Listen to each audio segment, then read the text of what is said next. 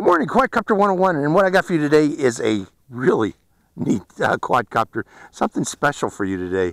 This little bag here has encased in it something that's actually kind of unique. It's like a cross between two higher end quadcopters that are out there right now. This is let me take it out of its case, its carrying case. This is the GDU 02.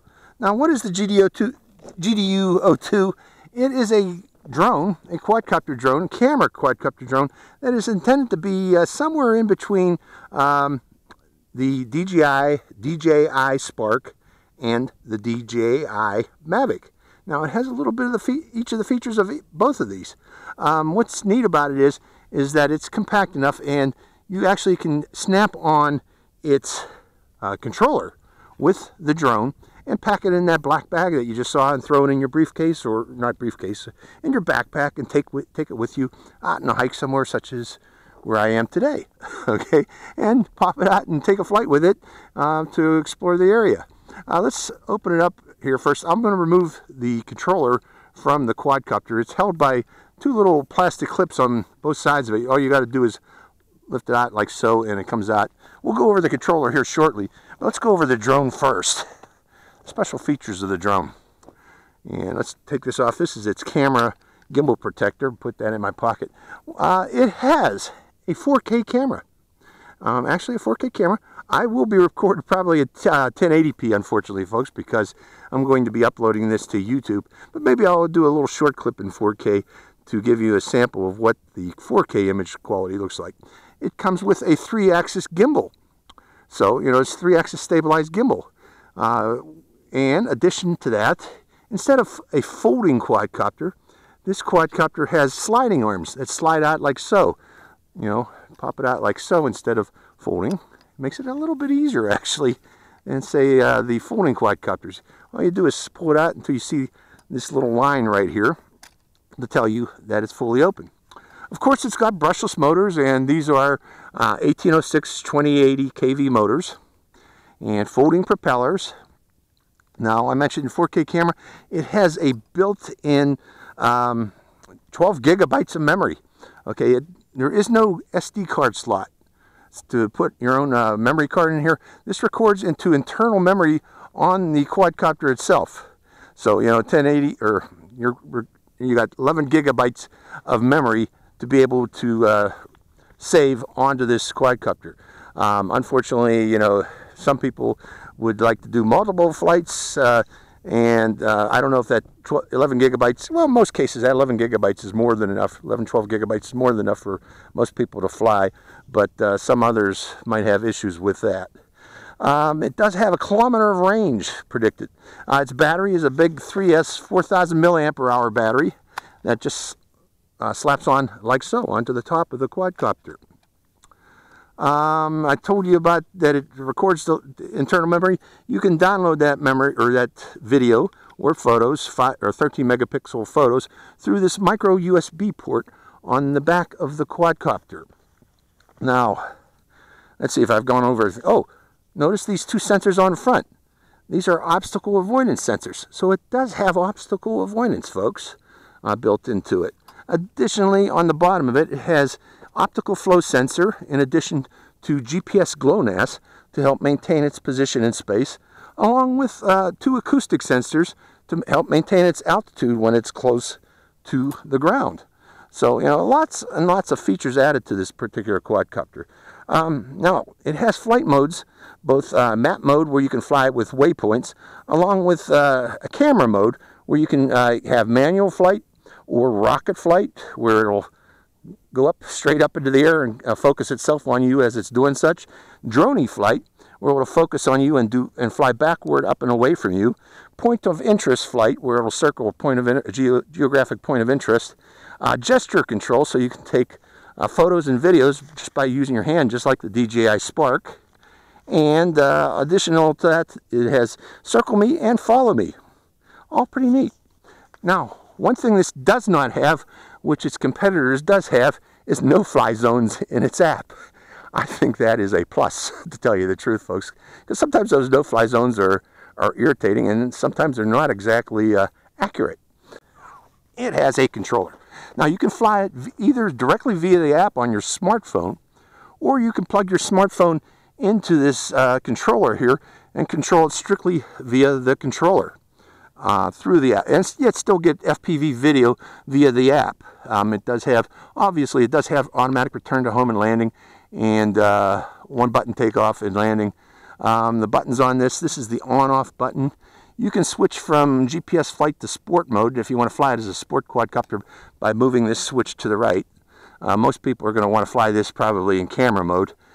You can take photos by pressing this button here, or actually photos by pressing this button here, and start and stop video by pressing this button here. You can move the gimbal left or right by sliding this roll switch here, or you can slide the gimbal up or down by sliding this switch here. And it does have on the bottom of here an LCD screen, so you can see the status of the quadcopter, and if you just want to fly it via this controller without your phone, you can do such, because you can see the status of the UAV, the quadcopter, and the controller right here. And on top of that, you have charging port on the bottom, and you can also charge, I believe, through micro USB, and you can charge your phone with this too on the bottom here. Now this connects to your phone via, no you can't, yeah you can charge through this on-the-go app here, but it comes with on-the-go cables that plug in here. That's how you connect your phone to this. It comes with 3 different cables, 1 for iPhones and 2 for Androids. It comes with a micro USB for Android and also a Type-C connector like for my phone to connect to Android devices. And we notice on this controller that it has 2 antennas. One is to control the quadcopter, and one is sending out a 5.8 gigahertz or receiving on 5.8 gigahertz the FPV signal from the drone, and also sending control signals to the drone on 5.8 gigahertz, or 5G, I'm sorry, 5G Wi-Fi frequency. And yes, if you want to control it through your phone, you need a 5G phone, but if you don't have a 5G phone, you can still control the quadcopter and view the video using this adapter here, because this will automatically convert the signal to your phone so you can view the video, and automatically convert to 5G to send out to the quadcopter. That is about it, folks. What I'm going to do is hook up my phone to this, start up the quadcopter. We'll go for a flight around here and try to demonstrate some of the features. I won't be able to get into all of them, I don't believe, because there's so many features on this quadcopter, but we'll see what I can do today. So hope you enjoy this flight. Okay, to start up, you need to connect your phone to this particular device here, this on-the-go cable, and this slides into the base like so. Just put it in there, and it centers it also, the on-the-go cable connector in there, and then you can slide your phone in like so and connect your phone up. Okay, so this is now connected. All we need to do now is start the controller. Controller's coming up, and place the drone in the center of my pad here and start my drone by a quick press and a long press. And also you want to open up these props. Don't leave them folded. It makes it easier for them to spin up. So that one too. And looking on the back, you'll see a red light first as it's gearing up, but also it'll switch to a green on the back. Right now it's red. I don't know if you can see that, but it will switch to green when it's has GPS satellite lock. Now I can start up and turn on the app on this phone. Hold on. Okay, this is the GDU mini app available on Google Play and iTunes. Right now I got it set to camera mode. You can switch between camera and map mode by, in the lower left corner there, that little map icon there. If you press that, it should switch to map mode. And let's see if we, last night before I came out here, I downloaded Google Maps to my phone while I was online in my home Wi-Fi. It remembers it. It puts it into cache. So if you're at a remote spot like I am today, it will, the maps will come up automatically. But right now, what I'm going to do is we're going to switch out of map mode back to camera mode, FPV mode, if you will. And I want to show you the features that this has that is same as the Spark. If you see that lower S in the lower left corner there, if you press that, it shows you the features this has, like rocket mode, where it will fly up directly, follow me mode, vision circle, where it'll circle your position as you're walking, gesture mode, and droney mode, point of interest, there's droney mode, and additionally back to follow me. So, you know, it has the same features that the what do you call it, the Spark does, but we're not going to be using those features. We're going to be flying point of interest or manually right now. I do have visual obstacle avoidance system turned on, and to turn that on, in the upper right corner, if you press the features or the settings buttons, right now I'm in control mode for America, which is mode 2. If we select the second button down, you can see you can set flight limits, geofencing if you will, for this, or you can turn off the geofencing too in the upper right corner there. But I am going to keep it on, geofencing on, with 120 meters altitude, 1,000 meters distance, and 20 meters, well, let's take it up a little bit higher to about 30 meters return to home altitude here. And also, right now, I want to turn on obstacle avoidance, and to do that, in the upper right corner, you press that button there. Obstacle avoidance is now turned on, and I want radar map turned on to show the obstacles, and return to home obstacles checked too. If it's doing a return to home, I don't want to clash into anything on its way back. And camera features right now, again, I have it set to 1080p 30 frames per second and 13 megapixel. And finally, the bottom settings there, you know, I'm in metric. I'm going to be flying metric. We need to do a calibration, and that's the first thing I want to do is calibrate the gyro. So let's click on calibrate. Okay, for first calibration, we got to turn it horizontally. So I'm going to put this down, and I am going to turn it horizontally like so.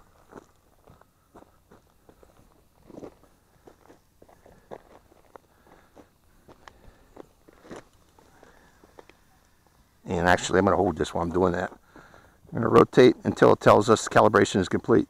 Now I'm going to put it nose down and calibrate it the same way, rotating until it tells me calibration is complete.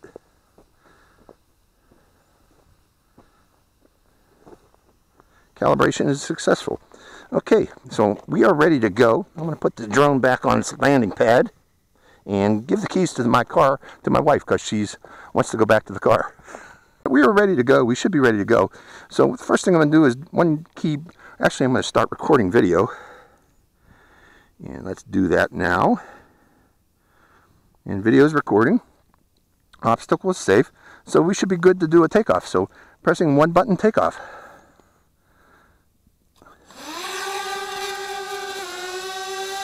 And there you go. First flight for me of the GDU 02. Okay, with that in mind, let's push out, or actually I want to see how stable it is. It seems to be actually very, very stable in flight. I got a bit of a breeze coming from over there in that direction there, but extremely stable. Let's get in the camera here and open up my shirt and say, how you like my shirt today, folks? Okay, let's push it forward and see how it does. So, going out, let's see how stable its gimbal is. It's going down a bit, so I'm going to give it a little bit of altitude as I'm going forward.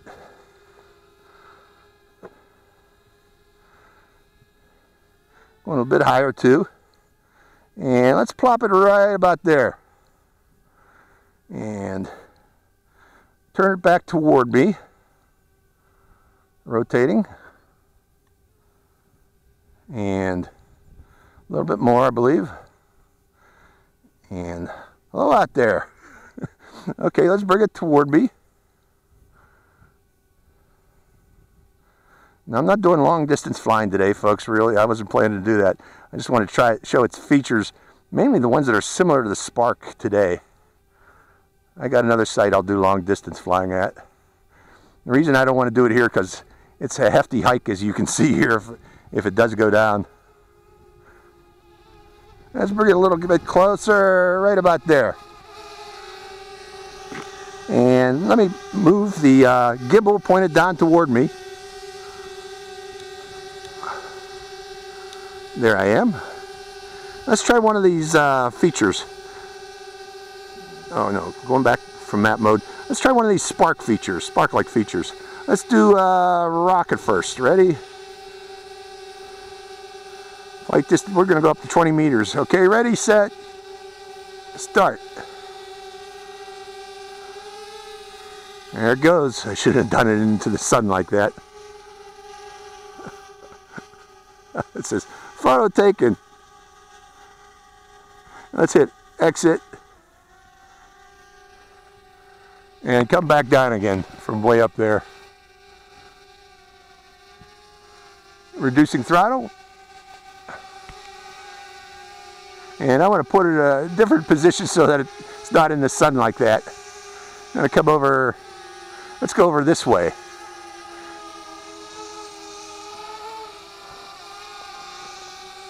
Okay. Okay, coming down a little lower too. Reducing throttle.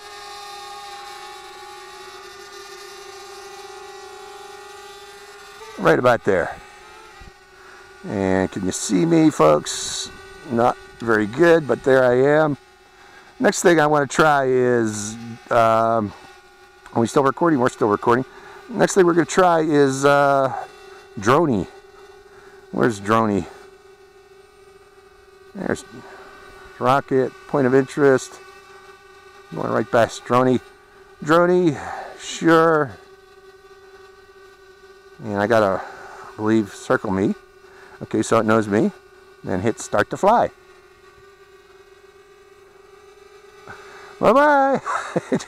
So, you know, similar to what the Spark can do. Spark will go out so far a distance, just waving as it flies outbound.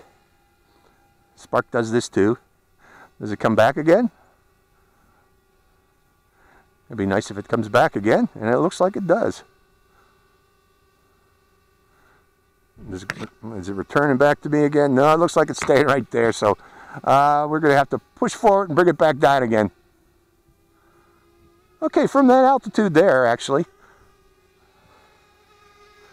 let's bring it back, put it back down again, at me again. Come a little closer.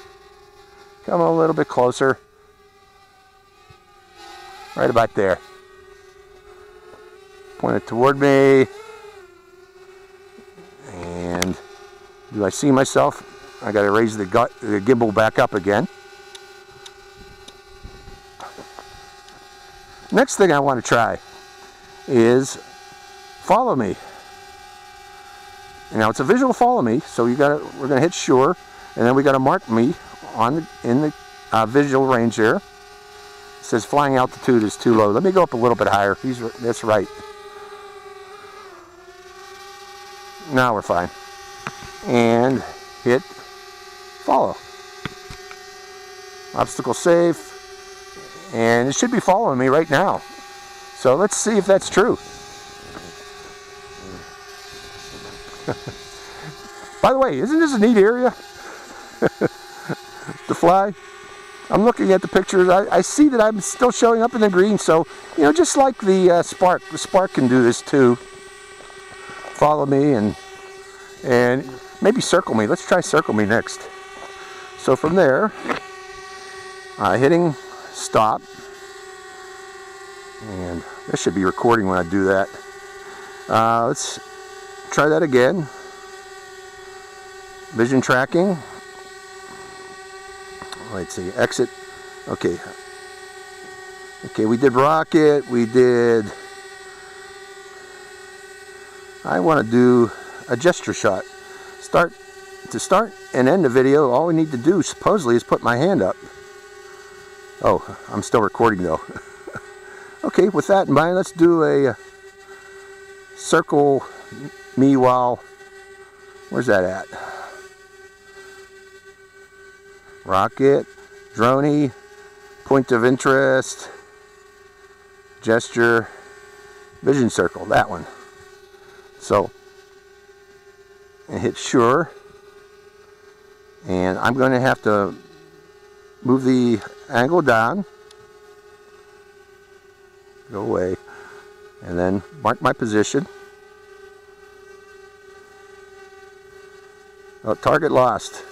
So let's try that again. Rocket, droney, gesture shot, vision circle, sure, marking my position, and we should be good to go. So it should be recording, and we're obstacle safe, but it's not circling. Maybe it'll, is it going to follow me? No, what it does is, okay, I see what this one does. This is like spotlight that the whatchamacallit, spotlight mode that the Spark has, where it stays at a point in space. It just follows you around from that point in space. Say you're doing a sports on a sports field, it's like a soccer game or a football game, if you will, for others. This thing will stay in that position there and keep the spotlight on you, the camera on you, if you will, which I think is really a neat feature, to tell you the truth, folks. I like this feature very much. So okay, so again, you know, this has most of the features that the Spark has, but it also has the extended range ability that the Mavic has, and some of the other features of the Mavic. So it's kind of a cross between both.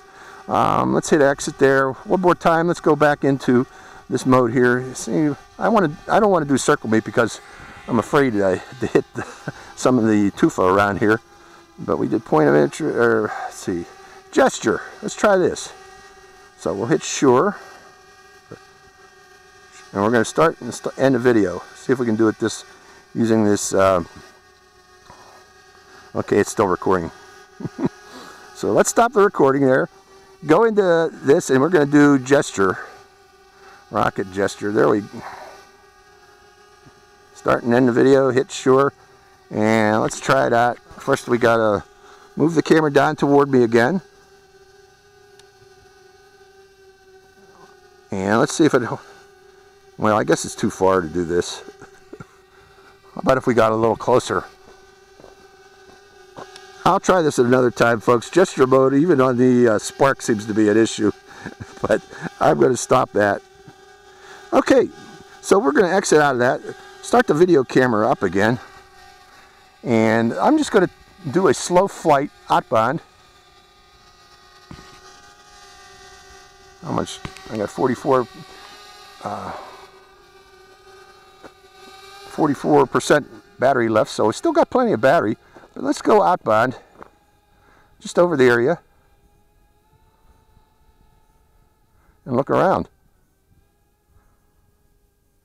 Neat area. I'm going to raise up that gimbal too. That gimbal's a little too low. Looking around there. Just a slow pan around the area. So all in all, you know, this actually is pretty nice, folks.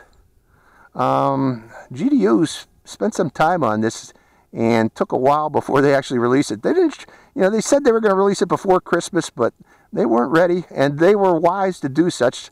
You don't want to release something until it's actually ready to go. That would be bad. A lot of other companies don't care, and they'll release it even if it's not ready, but not GDU. They took their time, and they seem to have a nice product. Coming back.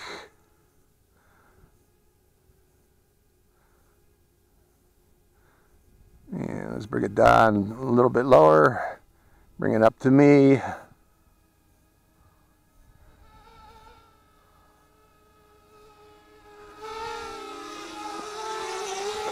And say, hi, Ma.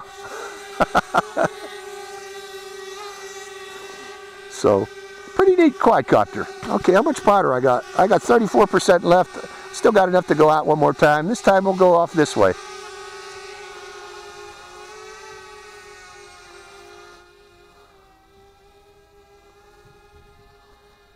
Looking around at the tufa. Around the area. I'm going to probably land it early because I don't want to run it until its battery dies. But I just want to show the area real quick. Of quick flight around, and a final landing. Let's try that return to home from right there. Return to home. Okay, I pressed automatic return to home. Let's see how accurate it is. Coming back.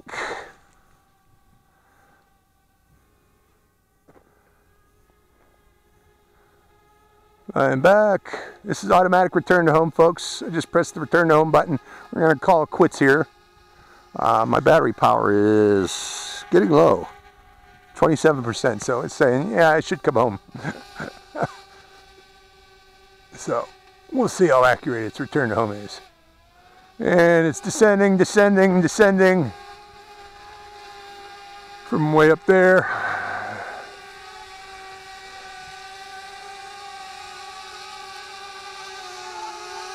And it is a little bit off. Does it look down at the ground like, no, it doesn't look down at the ground like a Phantom, the Phantom 4. But we're going to let it come a little bit lower. I'm going to move it, try to get it to go manually over to its pad.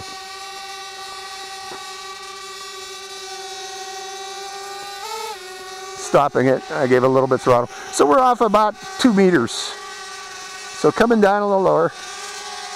You know, again, this is not a Phantom 4.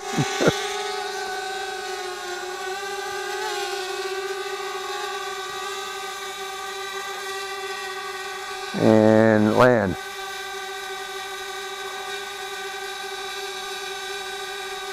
Okay, let's go land it right there.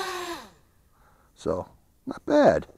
Not bad at all. GDU does have something nice here. I kind of like it. Am I still recording? Let me stop that recording. And let me turn it off to make it safe. One quick and one short. And there we go. So, all in all, a neat quadcopter. And again, to break it down at the end of the flight, you just fold up like so and push these back in.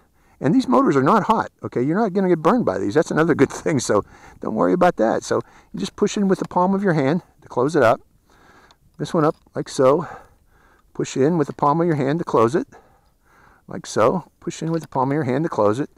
Get that gimbal cover out of your pocket again. And put it back on. Like so. And close it up. Gimbal cover's on. And then take your phone off from the drone. Unhook it like so. And fold these two down like so. Or actually, take this back out of its holder position there. And then you can bring these back down like so. And finally, you hook it back into its clips like that. And it's ready to go back into its bag, okay? Or your backpack, if you will. So very easy to set up, very easy to take down. It's somewhat compact. I think it's about the same size with this, close to the same size as the Mavic, actually, with the controller attached. Keep in mind the controller is extra on the Mavic, so all in all, neat quadcopter. So again, this was the GDU 02, first flight, maiden flight. Hope you enjoyed this flight. It's Quadcopter 101, signing out. I'm going to do a quick box opening. I don't normally do unboxings, but I do them for special quadcopters like this one here. But let's see. Let's pop it open and see what we got inside. It comes in a nice carrying case. Well, I'd save this box as it is somewhat of a carrying case for it. But as what we look inside here, first off, I'll take the instructions. You get an instruction box showing instructions. You get accessories, tools such as a little wrench. You get a nice little carrying case. It's a little foam carrying case that you can put the quadcopter in. Additionally, you get power cable, the charger for this, and that plugs right in there like so. And that's for the quadcopter's battery.